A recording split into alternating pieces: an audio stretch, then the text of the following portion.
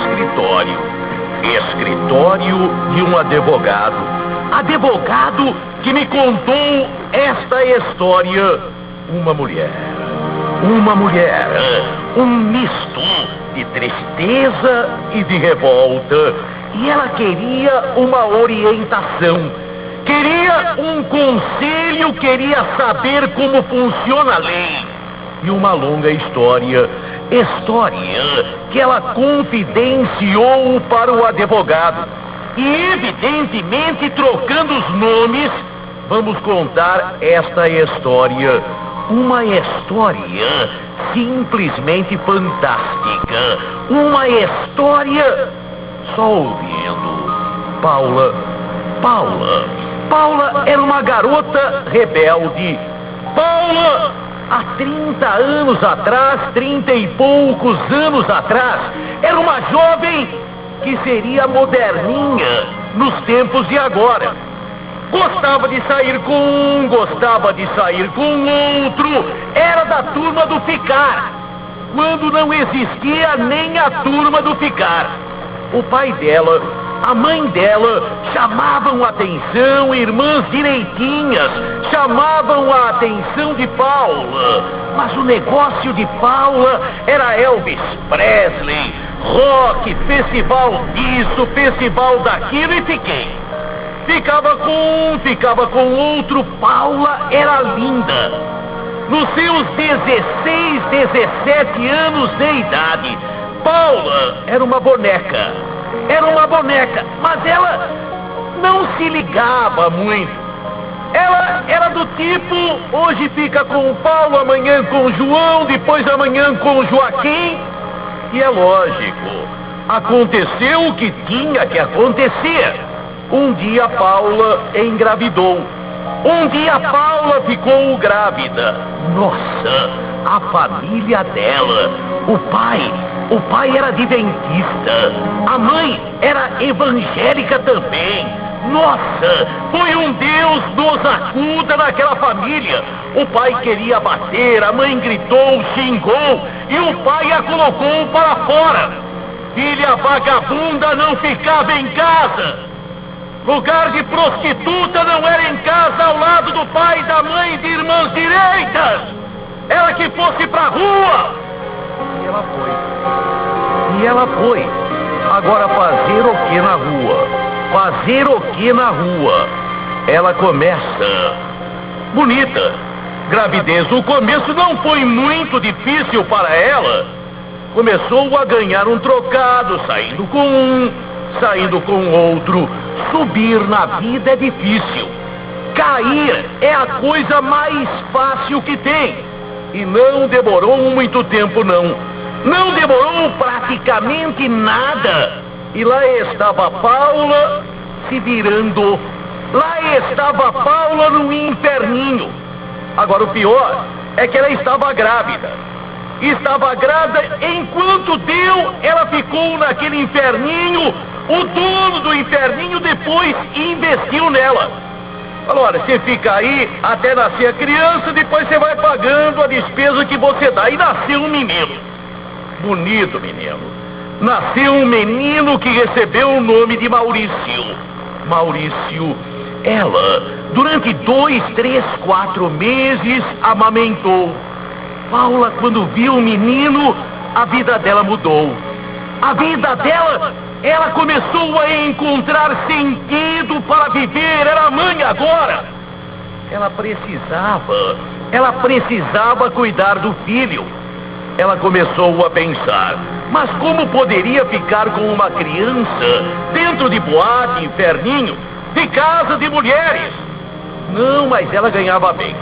Moça bonita, cheia de clientes, fregueses. Ela ganhava bem. E quando o menininho estava com 5, 6 meses, ela o colocou numa creche paga, super bem paga, e ia visitar o menino em finais de semana. E assim Paula foi vivendo. Contar o dia a dia é muito difícil. O tempo vai correndo, o tempo vai passando e passa rapidamente. 1 ano, 2, 3, 4, 5, a juventude de uma mulher da vida A mulher da vida é que nem jogador de futebol. Com 30 anos já começam a falar que tá velho, velha. Com 30 anos já é mais difícil. Mas Paula foi guardando, economizando. Ela sabia, tinha que formar aquele filho, tinha que viver para ele. O menino teve de tudo. Sempre teve os melhores colégios internos, é bem verdade. Quando o menino começou a entender alguma coisa da vida, ela inventou histórias. Era governanta de uma pessoa, não podia sair, por isso o menino ficava em colégios, o pai tinha morrido. Histórias que ela foi inventando. Mas o tempo continua a passar e o menino, lógico, continua a crescer. 12, 13, 14, 15 anos. Foi quando Paula, ela já estava com seus 33, 34 anos de idade, hora de abandonar. Não dava mais. Embora bonita, ainda bonitona, ela sempre se cuidou, embora em casa de mulheres. Ela sempre se cuidou. Ela viu que agora tinha o filho moço. Ela reuniu todas as economias dela e saiu da região de Santa Catarina, onde morava, e veio para São Paulo. E trouxe o filho com ela. O filho nunca soube da história dela. O filho nunca soube da história.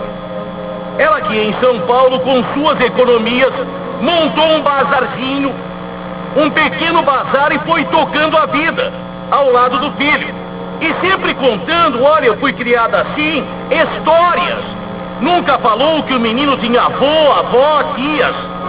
Contou que o pai dela tinha abandonado a mãe e a mãe tinha morrido. Ela inventou 1000 histórias para esconder a vida que ela levou. Para esconder a vida que ela levou na prostituição. Mas o menino teve de tudo. O menino teve de tudo. E por ele, ela fazia tudo, tudo, tudo, tudo mesmo. Aqui em São Paulo. Ela já tinha economias e o bazarzinho dela foi progredindo. Os melhores colégios, faculdade. O menino fez vestibular, entrou em faculdade paga. E assim o tempo continuou a passar. O menino, agora homem, já era doutor.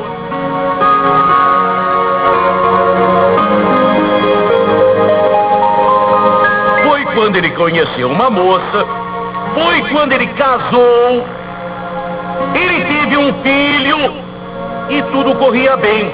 Paula tinha o bazar dela, que já não era bazarzinho, já era uma loja até que razoavelmente grande. Paula ia muito bem na vida. Aquelas economias que ela teve, ela foi aplicando, reaplicando. Pegou uma boa época para isto. Ganhou dinheiro. E o filho? Maurício gostava dela. Maurício tinha a família dele, tinha a mulher e o filho dele. Maurício continuamente perguntava para ela: ô mãe, essa história que você me conta do vô, da avó, da juventude, é estranha. E era, porque ela inventou histórias para uma criança. Depois, com o tempo, as histórias eram fracas. E o rapaz queria saber mais pormenores. Mas ela não contava. Ela não contava.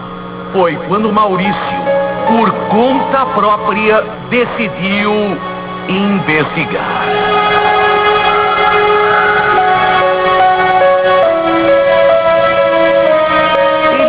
Cidade de Tubarão. Ele era de Santa Catarina. Não foi difícil para ele, em cartórios, saber que o vô, que a avó, ele tinha os nomes, estava lá na certidão de nascimento dele. Não foi difícil saber que o vô e a avó eram vivos. A mãe contava uma história que o pai era noivo dela, tinha morrido antes dele nascer. Ele foi a Tubarão e ficou sabendo da história. O avô, já velhinho agora, continuava aquele homem: ah, você é filho daquela vagabunda? Você é filho daquela vagabunda? Eu estou sabendo das histórias porque me contaram. Aquela vagabunda, até hoje. Nossa, Maurício fica sabendo. Depois une uma coisa a outra e fica sabendo mais. Ele fica sabendo da vida de Paula todinha. E vai falar com ela. Paula. Ele a chamava de Paula? Paula, eu fiquei sabendo da tua vida, sua vagabunda. Filho! Eu fiquei sabendo da sua vida, sua vagabunda. Você me enganou a vida inteira. Mulher de rua. Mulher de casa de mulheres. Falou até termos mais fortes. Eu nunca mais quero te ver na vida. O que me dói é que eu sou o filho de uma vagabunda. Eu sou vagabunda. Como Paula sofreu. Paula que havia se dedicado. Paula! Ela reconhece, ela fez coisas erradas. Mas ela lutou por aquele filho. Fazer o quê? Paula conta, ela pensou em tudo. Até em se matar. Até em se jogar debaixo de um trem. Mas ela foi tocando a vida. A loja dela, desde esse dia, 6, 7 anos se passaram. Ela está bem de vida, não é rica. Mas tem 2, 3 apartamentos, tem sua loja. E tem uma mágoa enorme. Por isso ela procurou o advogado. Doutor, eu fiz tudo o que podia fazer para meu filho. Eu só quero uma coisa. Eu não quero deixar nada para ele. Eu sei que mais dia menos dia eu vou morrer. Ou agora, daqui 10 anos, 20 anos. Não importa. Eu quero saber. Eu posso não deixar nada para ele? Não pode. Ele é herdeiro natural. A não ser, disse o advogado, que a senhora doe em vida suas coisas para alguém. Se não tiver nada, se tiver, o herdeiro natural é ele. 50% dele. Ela deu uma casa, ela deu um apartamento, e a loja dela não está mais em nome dela. E ela disse: graças a Deus eu fiz isso. E um dia, no meu túmulo, pode escrever: Paula, a prostituta. Ela fala outra palavra. Pode escrever e chama meu filho. Mas tudo que ele tem, fui eu que consegui. E consegui na cama. A revolta da mulher. Uma história fantástica. Acho que nem tanto. Existem muitos exemplos assim.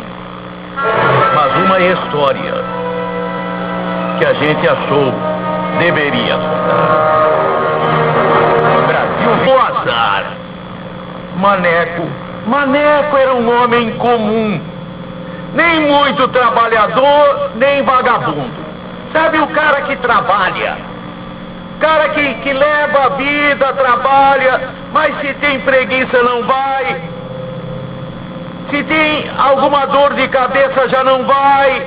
Maneco, a família dele grande, mulher, 4 filhos pequenos, uma casinha bem humilde que ele morava na região de Guaianazes. Ele vivia bem, gostava de uma cerveja sem ser bêbado, mas de vez em quando tomava 2, 3, 4, 5, 6, 7, 8, 9, 10, 11, 12.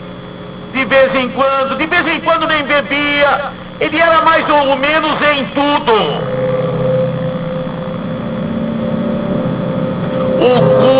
dou azar. Maneco naquela noite estava bebendo. Não quis beber muito. Amanhã eu tenho que trabalhar. Amanhã é dia de branco. Amanhã é dia de branco. Essas frases que a gente ouve a toda hora. Não posso beber muito, mas esticou a conversa no bar. Esticou a conversa no bar. Quando foi 9h30, 10 horas, a polícia tá chegando. A polícia era a mulher. Se eu não chegar logo, a mulher, como quem diz, a polícia vem me pegar, a mulher vem me pegar. Tá na hora de eu ir embora, senão a polícia chega e me leva. Senão a polícia chega e me leva. Tchau, tchau, tchau, até amanhã. Naquela hora, que azar.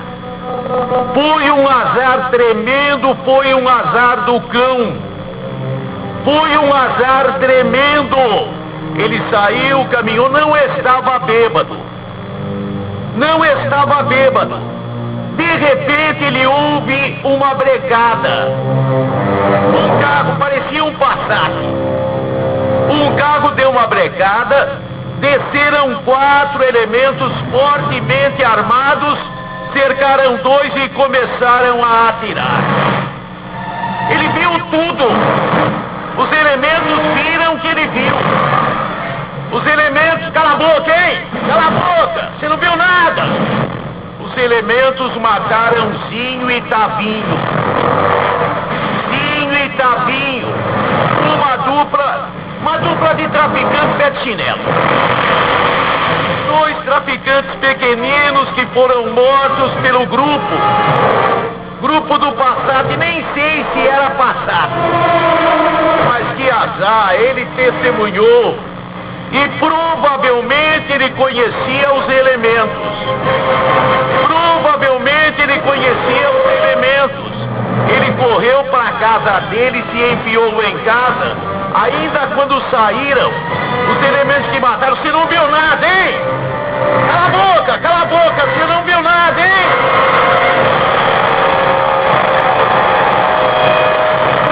Ele correu, chegou tremendo em casa.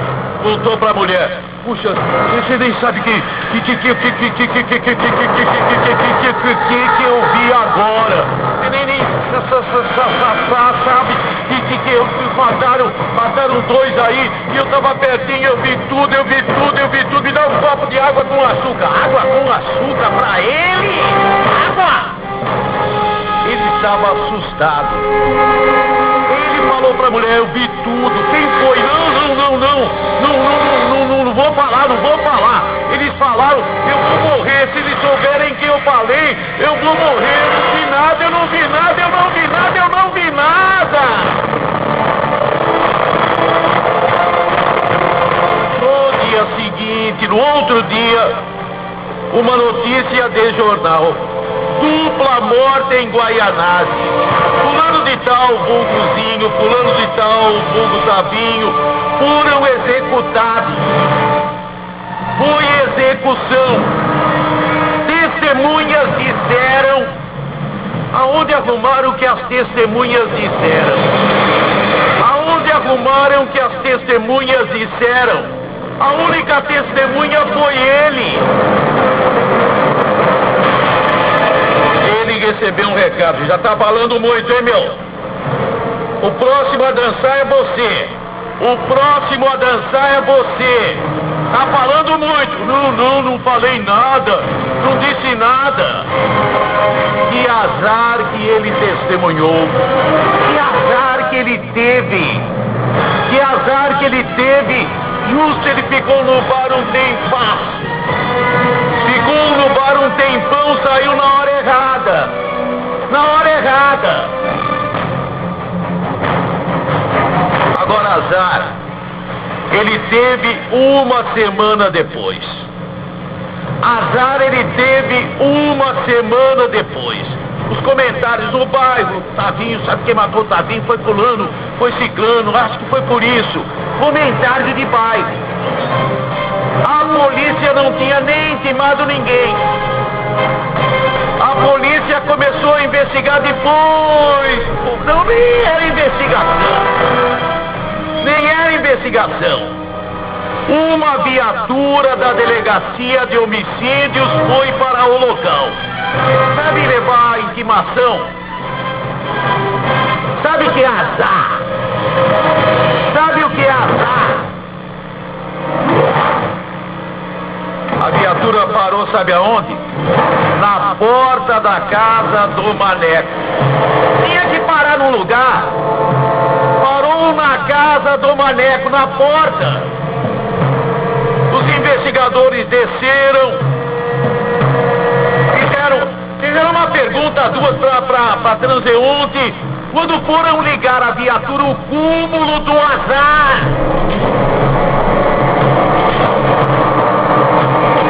Quando foram ligar a viatura não pegou. A viatura não pegou. Aí eles bateram palmas.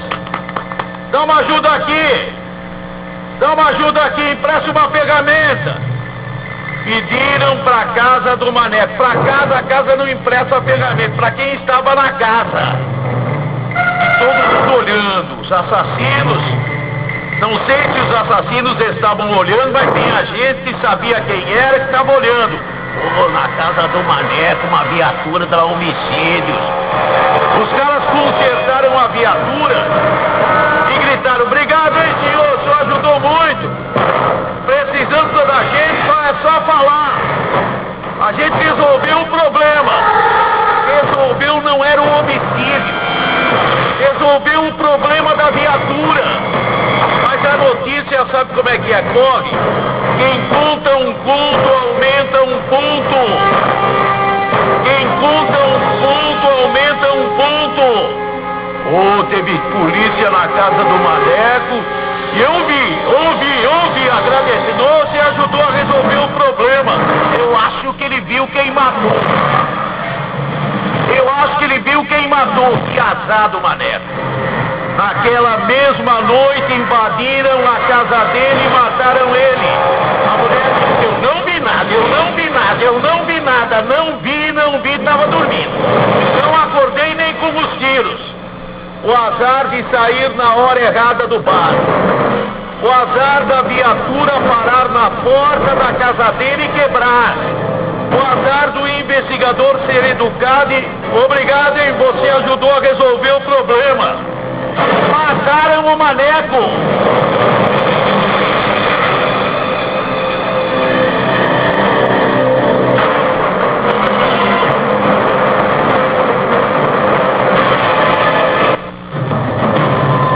Não estava dando Eusébio. Ele passava uma situação de amargor, de miséria em sua terra natal, Alagoas. Ele não queria sair daquela pequena cidade aonde morava, onde seu pai teve sítio, aonde ele estava morando, no sítio que foi do pai, do avô, do bisavô, do tetravô, do tataravô, etc e tal. Mas não deu. A mulher e a filha passavam necessidades. Já não nascia mais nada, a seca fustigava, castigava. Até a vaquinha estava morrendo. Até os animais de estimação sentiam a estiagem. Foi quando Eusébio, com lágrima nos olhos, Eusébio decidiu, colocou à venda, vendeu por uma ninharia. Também em época de seca não vende por nada. Região já pobre, pouco valorizada. Vendeu e conseguiu o suficiente para passagem. Ônibus São Paulo, ele, a mulher e a filha, que era pequena. Eusébio chegou em São Paulo sem saber de nada. Não conhecia, ficou... sabe quando a pessoa vê uma cidade fantasticamente maior do que a sua? Ele tinha uma visão de roça de uma cidade pequena. De repente São Paulo, mas ele foi à luta. Para encurtar a história. Para encurtar, ele com o tempo montou uma birosquinha. Nessa birosquinha, sua mulher começou a fazer petisco. A turma gostou. Ele montou um bar em 7, 8 anos, estava tudo bem. Ele foi progredindo em São Paulo. Em 10 anos, a mulher tinha fama. Aquela mulher cozinha uma barbaridade. Já o bar dele era um bar grande.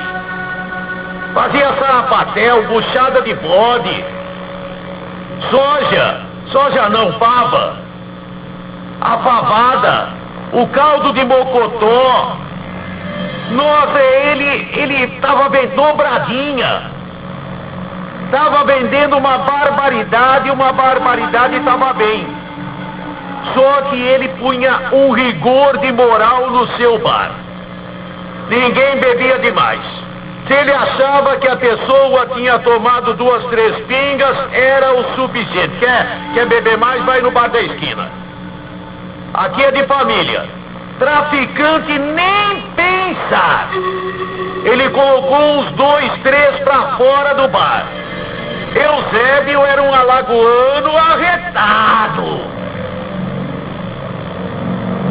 Foi quando ele recebeu uma carta, um telegrama. A mãe dele estava doente. Eu estou simplificando a história. A mãe dele estava doente e o chamava. Ele arrumou uma pequena mala, disse para a mulher, fica tomando conta. A mulher era Teresa, a filha era Terezinha. A filha estava com 14 anos. Eusébio arrumou a trouxa e foi ver a mãe no norte. Foi pro Nordeste, pro estado de Alagoas, ver a mãe que estava doente. A mulher ficou tocando bar junto com a filha. Tinha gente que tinha raiva dele, mas tinha medo dele.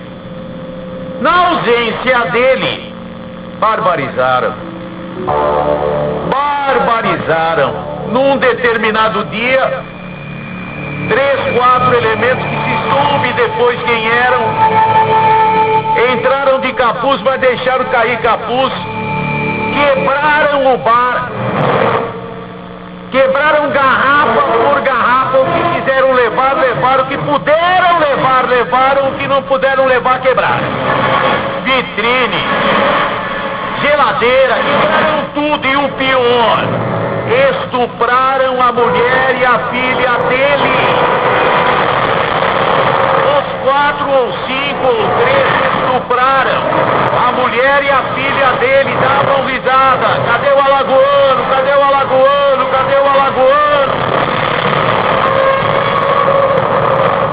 Quando ele ficou sabendo, ele voltou com tudo e jurou. Ele viu a mulher chorando, voltou 3, 4 dias depois. Viu a mulher, ele chorou até, com a mulher chorando, a filha chorando e o bar destruído. Ele gritou, eu vou me vingar, vou matar um por um, vou matar um por um. Não durou 2 dias. Não durou 2 dias. Fosse conto de fada, terminava tudo bem, ele matou os bandidos e viveu feliz e o bar progrediu. Mas não viveu 2 dias. Mataram ele, a mulher com medo. Foi embora, o bar ficou abandonado. Ninguém tomou conta, a mulher pegou a filha e foi embora. E nunca se descobriu, nem se procurou quem matou Eusébio.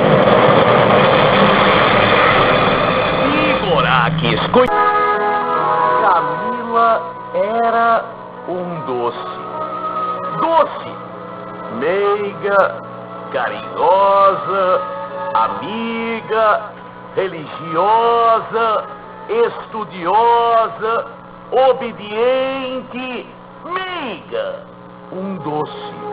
Era tudo, tudo, tudo de bom. Era um anjo. Anjo, até na aparência. Pequenina, tipo mignon, cabelo comprido. Ah, como era bonitinha. Como era bonitinha, Camila. E como era doce. Como era boa. Como era meiga.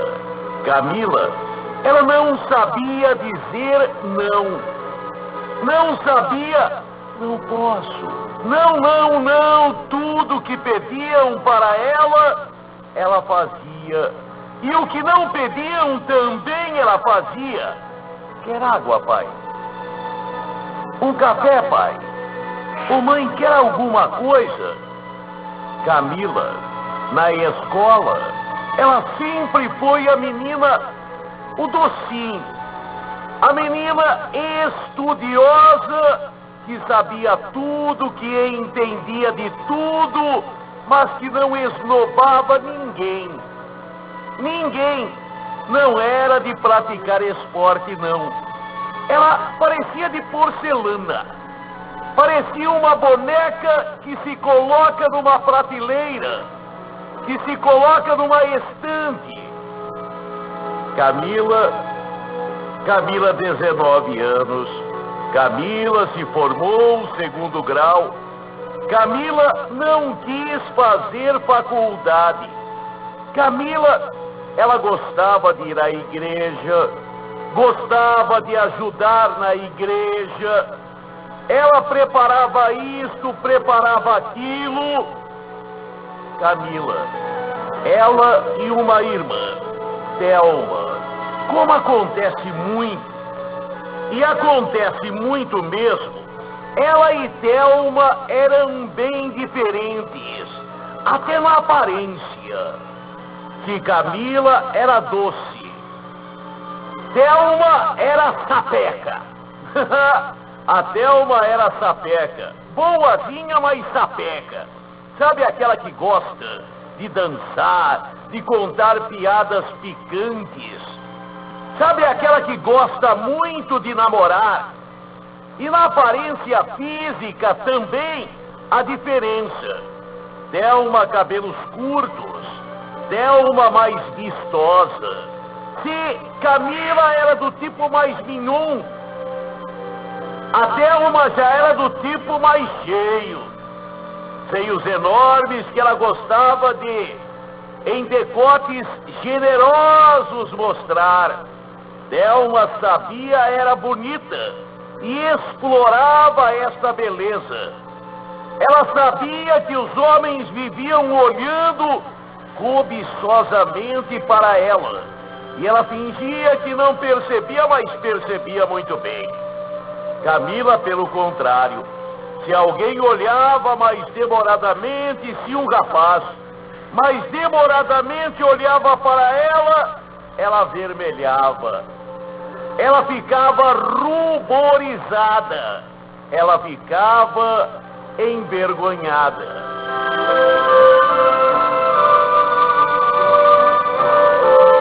Thelma namorou o Zé. A irmã, a mais vistosa, a mais cheia, a mais sapeca.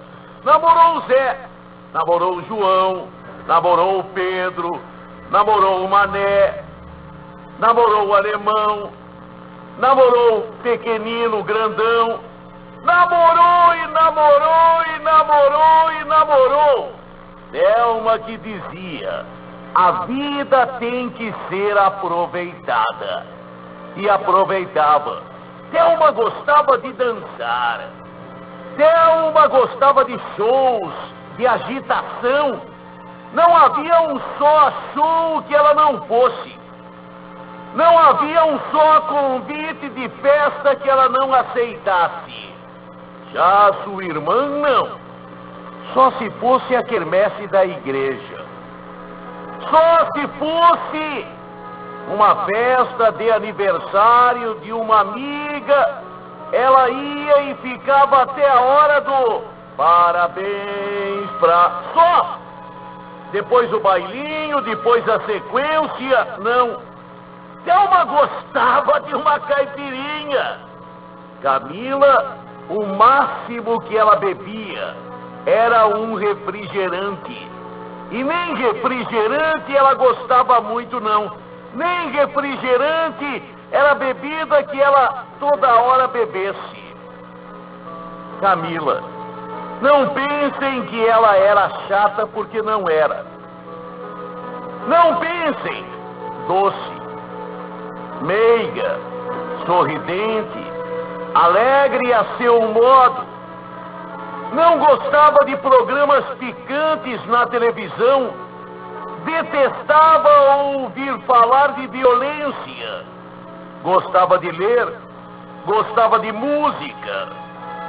Boa moça. Excelente moça. Cozinhava muito bem. Adorava a cozinha. Ficava com a mãe aprendendo pratos diferentes.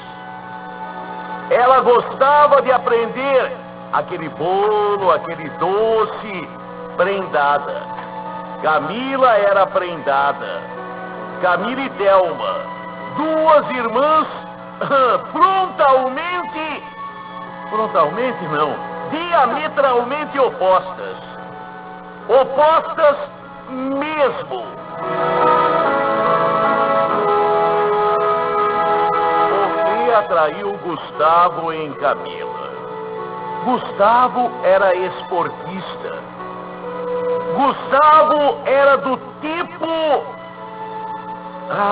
eu quero isso, eu quero aquilo, eu vou. Gustavo era surfista. Era tudo, paraquedista, surfista, escafandrista. Tudo que era esporte radical era com ele mesmo. Gustavo era o menino predileto da garotada do bairro, das meninas do bairro. Gustavo havia ficado com uma, com duas, com 1000. Gustavo era de ficar. Gustavo não havia um final de semana que ele não fosse para o litoral. As ondas de maresias. Quando não podia ir a Maresia, ia mais perto. A Santos. Ia a São Vicente. Ia a Praia Grande, mas ia para a praia. Como ele dizia, final de semana pode ter chuva. Chuva tem onda. Onda da praia. Praia tem surf. Tem amigos. Tem colegas. Gustavo era um esportista. O que atraiu? Por que ele gostou de Camila? Se Camila era tudo diferente dele. Camila, ele usava aquelas camisetas, regatas, usava bermudão. Camila era só roupa não decotada. Ela não era chata, eu repito, Camila era legal, mas do jeito dela. Gustavo, eu acho que ele cansou de mulher muito fácil. Gustavo estava com 21 anos de idade e havia apreciado toda a fruta do bairro. Estava cansado, talvez, da facilidade. Será que foi isto? Será que Camila o atraiu por isso? Acho que não. Quando Gustavo se aproximou de Camila, quando Gustavo começou a gostar, não a querer ficar, mas a gostar de Camila, todo mundo ficou perplexo.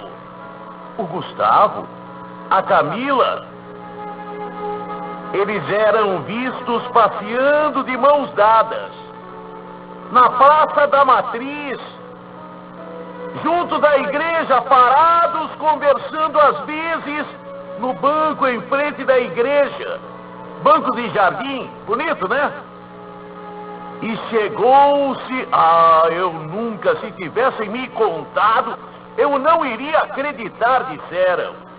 Gustavo apanhando uma flor e entregando para Camila. Namoro. Não, ela não ia à praia. E à praia ela ia, mas não para surfar, não para... Ela gostava de tomar um sol, mas ia só com a família, com ele sozinho. Não. Ela era virgem, era pura e assim queria ficar.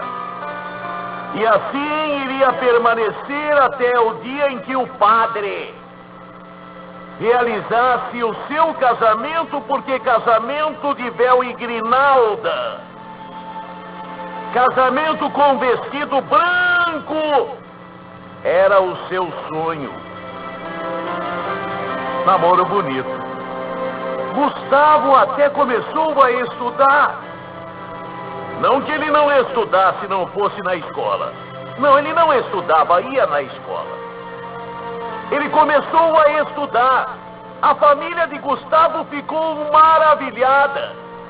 Finalmente, Gustavo gostava de uma moça. Ele ia namorar com Camila terça, quinta, sábado e domingo. E Camila, ela impôs o horário 10h30, horário final. Um beijinho e só. Tira a mão daí. Quem não estava gostando muito daquilo? Quem não estava nada feliz com aquilo era Thelma, a irmã de Camila. Thelma era bonita. Thelma era vistosa. Desculpem a palavra peituda. Sabe, seios grandes. Quando Camila estava com Gustavo em casa, a irmã Thelma fazia questão de se mostrar. Sabe, se abaixava, deixando à mostra grande parte de seus seios, sentava e cruzava as pernas, deixando ver até a calcinha. Ela não estava gostando. Não estava gostando mesmo de Camila estar com Gustavo. Ciúmes. Ela não estava gostando e estava enciumada. Sua irmã, que ela considerava apagada. Sua irmã, que ela considerava retrógrada, atrasada, estava com o rapaz mais bonito do bairro, Gustavo. Thelma deu em cima. Thelma fez de tudo. Camila, ela não percebia. Na sua quase ingenuidade, era ingenuidade quase mesmo. Na sua ingenuidade, na sua simplicidade, na sua bondade, Camila não percebia que Thelma, sua irmã, estava dando em cima de Gustavo. E tanto fez que Gustavo foi enrabixando pela irmã. Eu gostaria que você me ensinasse a surfar. Eu gostaria que você me ensinasse a andar de skate. Eu gostaria que você me levasse a uma aula de paraquedismo. E ele começou a levar e larará.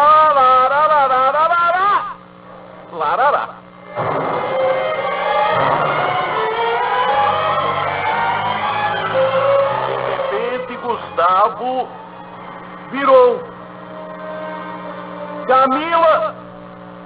Camila sofreu. Camila, a meiga, sofreu. Ela não demonstrou. Eu até gaguejei porque ela demonstrou, mas não demonstrou. Sabe quando se sente, se percebe que a pessoa está mal, mas a pessoa procura fazer de tudo para fingir que não está? Se percebia, Camila estava sofrendo. Se percebia, Camila gostava de Gustavo. Mas Gustavo estava com Thelma. Thelma havia conseguido. Foi quando Camila conversou com os pais. Ela estava com 20 anos agora. Não tinha feito faculdade. E só para sair de perto, para sair de São Paulo, falou ao pai que queria fazer odontologia em Araraquara. Queria ser dentista. Era para se afastar. Ela sentia raiva da irmã, não pena. Ela que dizia: minha irmã é tão baixa. Para que ela fez isso? Eu tenho pena dela. Eu tenho pena. Eu teria raiva. Eu acho que você que está ouvindo também teria raiva. Mas Camila tinha pena. Camila muda para Araraquara. Muda para Araraquara. Vai morar numa república de estudantes. De vez em quando ela vem para São Paulo. Se percebe, Camila não mudou. Continuou doce, continuou meiga, estudiosa. Enquanto isso, Thelma engravidou do Gustavo.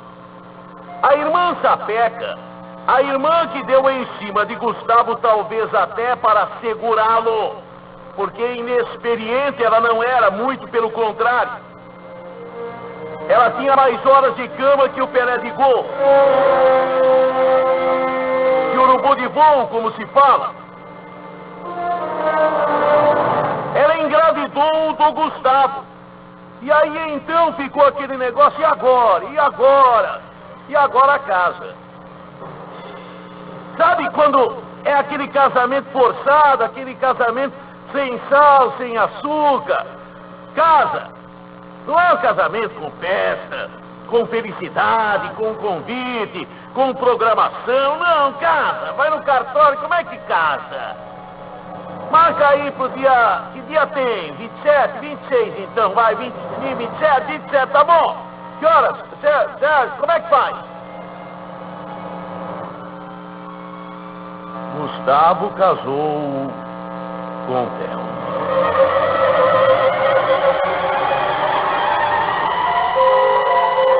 Camila veio, lógico. Camila assistiu, foi testemunha, lógico. Camila se forma dentista, profissão que ela nunca exerceu. Ela nunca montou um consultório, não. Gustavo e Thelma, eles viviam aos trancos e barrancos. Gustavo, aquele casamento fez muito mal para ele. Sabe o cara que está acostumado à praia, acostumado a ondas, acostumado a só agito. Agora casado, a Thelma também é acostumada a variar de homem, a trocar de namorado como quem troca de camisa. Um não era feliz e o outro muito menos. Mas com dois filhos, nasceram dois filhos, um em seguida do outro. Gustavo tinha que trabalhar, mas ele sabia fazer o quê?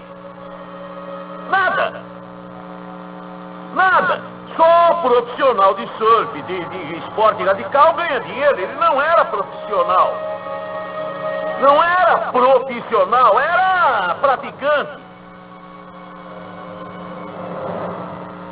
Enquanto isso, Camila, aquele colega da universidade, da faculdade, aquele rapaz de excelente família de Araraquara mesmo, aquele rapaz de excelente família de Araraquara mesmo, os dois começaram a namorar. E Camila, depois da formatura, depois de um tempo de noivado, Camila casou com aquele rapaz. Não se pode dizer que foi um casamento de um amor, mas foi um casamento de respeito, de carinho. E Camila aprendeu a gostar de seu marido, que gosta muito dela.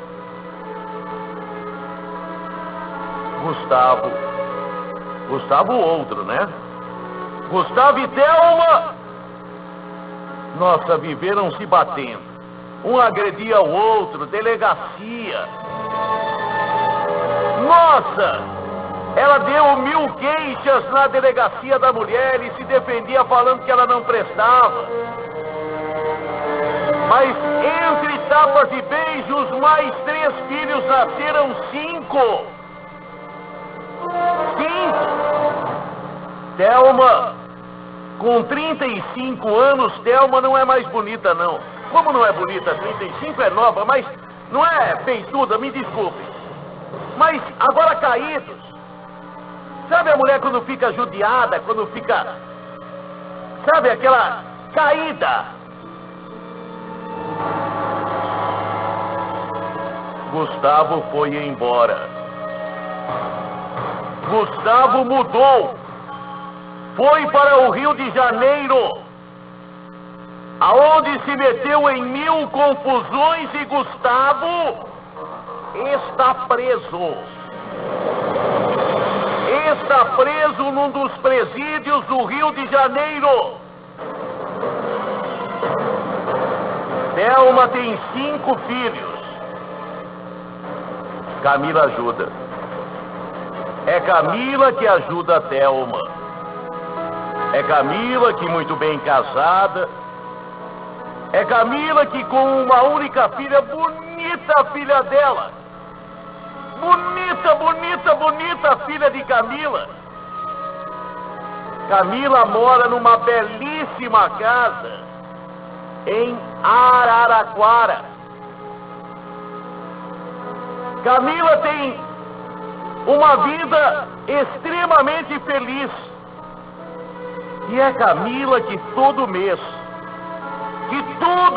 compra mantimentos e dá dinheiro para Thelma. E Camila, ela fala para a irmã: eu faço isso, Thelma, porque você salvou a minha vida. Você já imaginou, Thelma, se não fosse você, se você não tivesse conquistado Gustavo, eu teria casado com ele e eu estaria na tua situação. Obrigado, Thelma. Obrigado porque você me tirou o Gustavo que não presta. Obrigado. O que você precisa? O que você precisa? Todo mês ela vem para São Paulo sem esnobação, não é? A volta por cima que ela deu não é esnobação de jeito nenhum. Porque Camila nunca esnobou ninguém. Ela continua sendo doce, meiga, compreensiva, querida. Ela e o marido se dão muito bem. A filha dela é um encanto. E os 5 sobrinhos dela, muito bem vestidos e alimentados graças a ela. Obrigado, Thelma. Se não fosse por você, Thelma, se não fosse por você, eu é que seria esposa do Gustavo. Obrigado, Thelma. Obrigado, Thelma. Às vezes a gente não entende, mas Deus escreve certo por linhas tortas.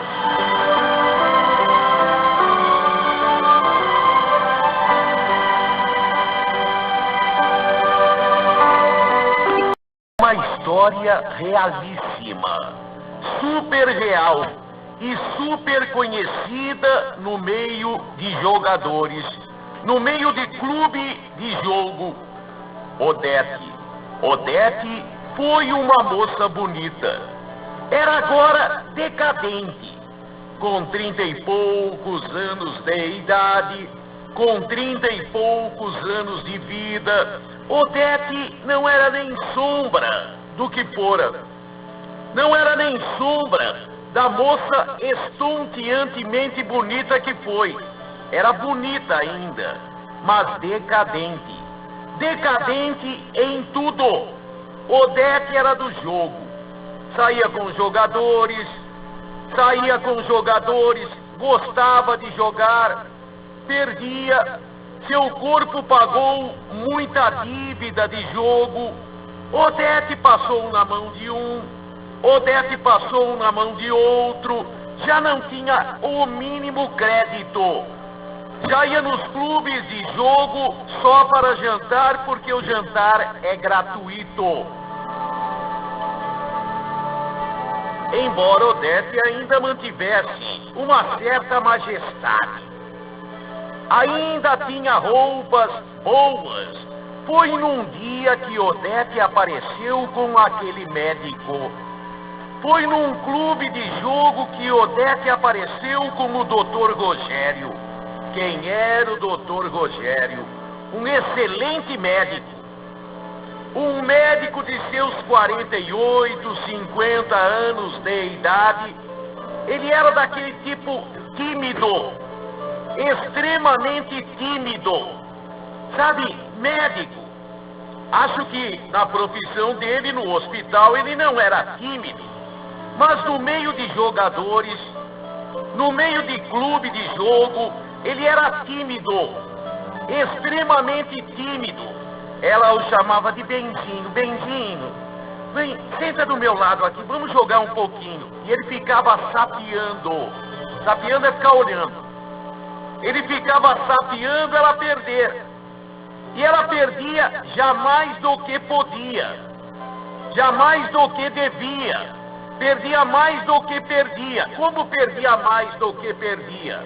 Ela combinava de perder. Ele pagava. Vamos dizer que ela perdesse 3 mil. Ela dizia que tinha perdido 5, pagava os 3 e 2 era para ela. Ela explorava o coitado do médico. O médico era viúvo. Havia ficado recentemente 1 ano. Recentemente viúvo. A exploração era total. Mas Odete estava agora com seu coroa. Odete estava agora com seu financista, financiador. Odete era bem recebida novamente. Odete havia acertado na loteria. Odete, o que ela fez aquele coitadinho perder? Ele trazia já joias da mulher. Ele pagava dívida de jogo com diamante. Era um homem que era renomado no meio científico, no meio da medicina. Era um homem de nome. Mas Odete era tão experiente. Diziam que o que ela fazia na cama, o Pelé não fazia no campo de bola. Diziam que ela era maestra, professora. O coitado do médico aprendeu tudo na faculdade de medicina. De malandragem, nada. De malandragem, todo mundo via. Todo mundo via, estava na cara. Ela o tratava como se ele fosse o príncipe encantado. Benzinho daqui, traz ficha. Benzinho, posso pedir mais um pouquinho de ficha? Beijinho, beijinho, beijinho. Beijinho, beijinho, beijinho. Ficha. E ela ficava com uma parte. Ela perdia. Mas não tudo aquilo que ela pedia de ficha. Ele não entendia nada. Ele financiou vários jogadores. Porque quando Odete chegava era uma festa. Quando Odete chegava era uma festa. Mas tanto que ele perdeu, porque ela não era joguinho não. Era jogo forte. Era jogo forte. E ninguém aguenta perder todo dia uma fortuna. Ninguém aguenta.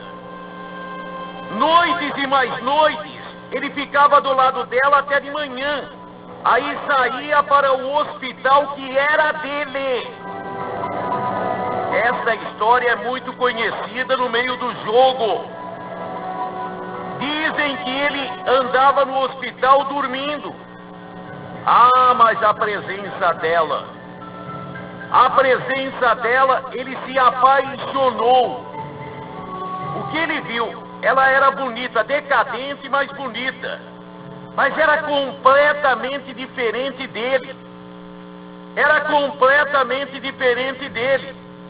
O dinheiro dele terminou, ele tinha imóveis. ele começou a vender, a passar papel passado em imóveis, em clubes, ora num, ora no outro, e ela ganhando dinheiro.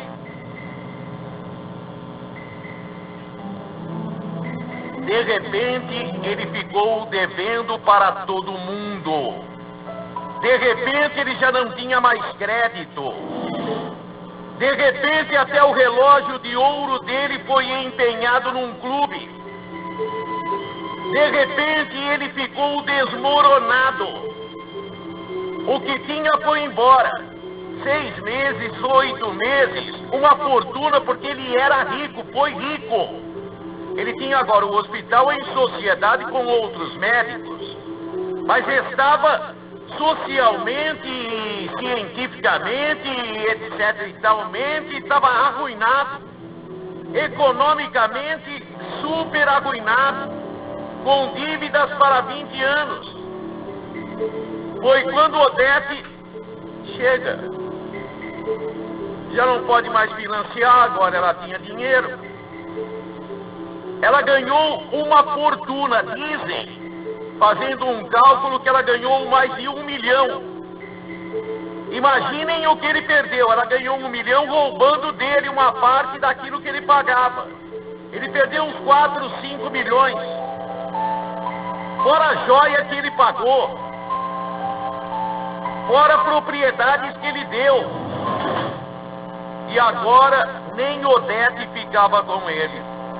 Ele ia à procura dela em clube e ela mandava dizer que não estava. E quando ele entrava e havia, ela dizia: "Ah, eu não quero mais nada com você. Eu não quero mais nada com você, você me enganou." Ela dizia para ele que ele tinha enganado ela. Ela dizia que ele tinha enganado ela. Como a dizer, você falou que tinha mais dinheiro, não tinha. O homem se desesperava. Ficava na porta esperando ela sair, até que um dia a notícia correu. Sabe o doutor Rogério? Sabe o doutor Rogério se matou. Se matou, deixou uma longa carta que nunca ninguém viu. Sumiram com a carta. O médico se matou. Odete não foi nem no enterro. Ficou jogando. Perdeu tudo no jogo. Tudo que ela tinha roubado do médico, perdeu no jogo. Dizem que ela é cozinheira num clube agora. Dizem não, é cozinheira num clube agora. A história é conhecidíssima no jogo. O doutor Rogério, que foi depenado pela Odete, que foi depenada pelos outros, e é cozinheira num clube de jogo agora, ou melhor, ajudante de cozinha. Vânia era bonita, bem tratada, bem cuidada, super idolatrada pelo pai e pela mãe. Uma moça que sempre teve o que quis. Não que o pai fosse rico, não que a mãe fosse rica, não que os pais fossem bem de vida, mas sempre se desdobraram. Sempre fizeram de tudo pela filha Vânia. Seu Vitor adorava Vânia. Dona Dora amava a filha uma barbaridade. O casal tinha um amor enorme pela menina. Menina inteligente. Menina que foi bem nos estudos. Que estava à beira de entrar para uma faculdade. Estava fazendo vestibular. Já havia concluído o 2º grau. O que ela não sabia. O que pouca gente sabia. Pouquíssima gente sabia. Vânia não era filha legítima, era adotada.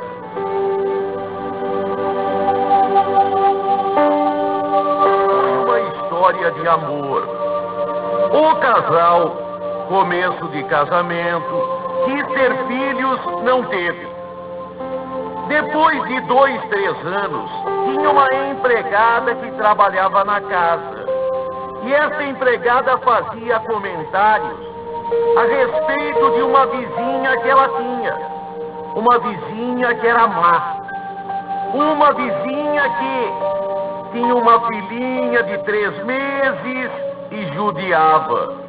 Mal amamentava, mal alimentava a criança. Uma vez por dia saía, bebia, voltava, sempre bêbada.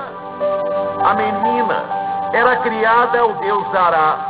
Vizinhos entravam na casa, preparavam uma madeira, levavam o leite, lógico. Preparavam uma madeira para a menina. Algumas vizinhas davam banho porque a mãe nunca limpava a menina.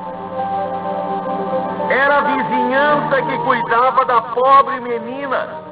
Menininha bebê, 3 meses de vida. Foi comentando isso que a empregada levou ao conhecimento de Dona Dora e seu Vitor a existência de Vânia. O casal, conduído, penalizado, quis ajudar. Pediu à empregada para levar o casal para ver a menina. A mãe estava bêbada. Quando o casal chegou, a mãe estava bêbada. Esse traste só veio para encher. Eu tenho que fazer de tudo. Mentira, não fazia nada. O casal se ofereceu para ficar com a criança. Só se pagar. Só se pagar. O casal pagou. O casal pagou, mas nunca levou a mulher na casa para saber aonde o casal morava. O único elo de ligação era aquela empregada, que depois, com o tempo, com as mudanças do casal, sumiu. Só que o casal registrou Vânia em nome próprio. No papel, Vânia era filha legítima de Dora e Vitor. Na realidade, não. Na realidade, o pai não se sabia nem se poderia saber. A mãe era mulher à toa, super à toa. A mãe era mulher que saía com qualquer um a troco de um pouco de pinga, de uma caipirinha, de uma cerveja. Vânia não sabia, não conhecia essa história. O casal até que discutiu o assunto 1000 vezes. Deveria a Vânia ser informada, mas ela ficaria traumatizada ao saber que fora judiada, ao saber que fora super judiada, maltratada e que a mãe era uma bêbada. Vânia, na ignorância, era feliz. O papel dizia filha. O papel dizia filha legítima. Para que cutucar a onça com vara curta? Foi estupidamente. Ela estava prestes a completar 18 anos de idade. Estava fazendo vestibular. Estava tentando entrar numa faculdade quando saiu uma briga de família. A mãe brigou com uma cunhada. A mãe dela, Dona Dora, não se sabe por que motivo banal, briga de família. A mãe brigou com uma cunhada, consequentemente tia da menina. E a tia, raivosa, vingativa, contou para a Vânia: você não deve ficar ignorando a sua real situação. Você não é filha legítima dos seus pais. Você foi pega quando era criança. Vânia, ela sente aquilo na cara. Ela sente aquilo. Você está mentindo. Mas, indagados, os pais adotivos revelam a Vânia a verdade. Vânia fica revoltada. Vânia revoltada, vocês me enganaram. Vocês deveriam ter me contado.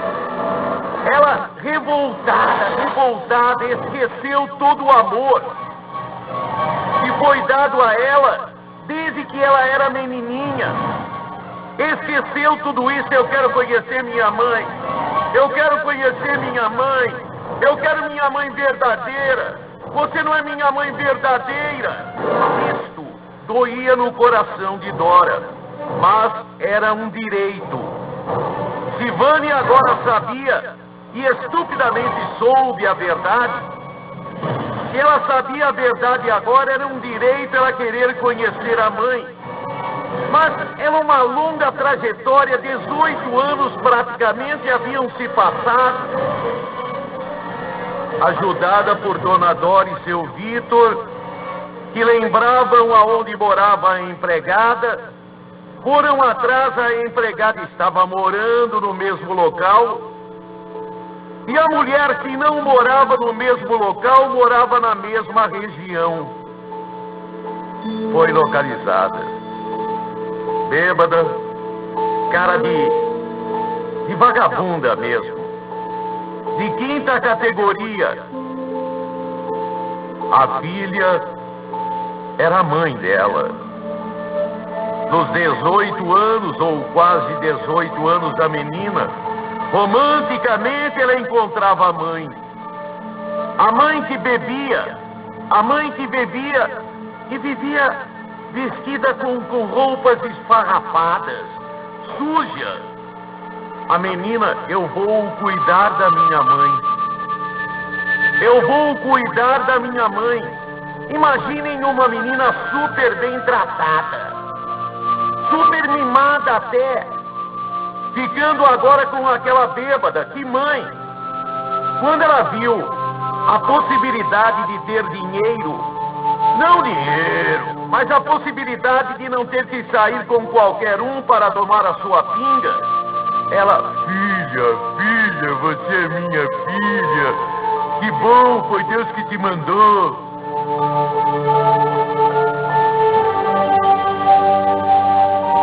E o inevitável aconteceu. O inevitável aconteceu. Romanticamente, quixotescamente até, Vânia quis ficar com a verdadeira mãe, morando naquele casebre, caindo aos pedaços, imundo. Ela, Vânia, começou a cuidar da limpeza, começou a dar banho na mãe, começou a querer que a mãe parasse de beber. Não conseguiu. Os amigos da mãe iam lá agora. Tinha coisa nova na casa. Tinha menina bonita na casa. 2 anos depois, Vânia parecia um lixo. Ela não consertou a mãe a entortou. Ela saía com os amigos da mãe. A queda dela foi rápida e violenta. Até que numa briga com um de seus muitos namorados, Vânia foi morta. A facadas, Vânia foi morta. Avisaram Dora e Vitor. Eram os pais no papel. Foram eles que trataram do funeral. Foi assim que soubemos da história de Vânia, a menina que era judiada, que foi adotada, mas papel verdadeiro de filho, de filha. Bem criada, um dia estupidamente uma tia contou. Ela quis consertar a mãe.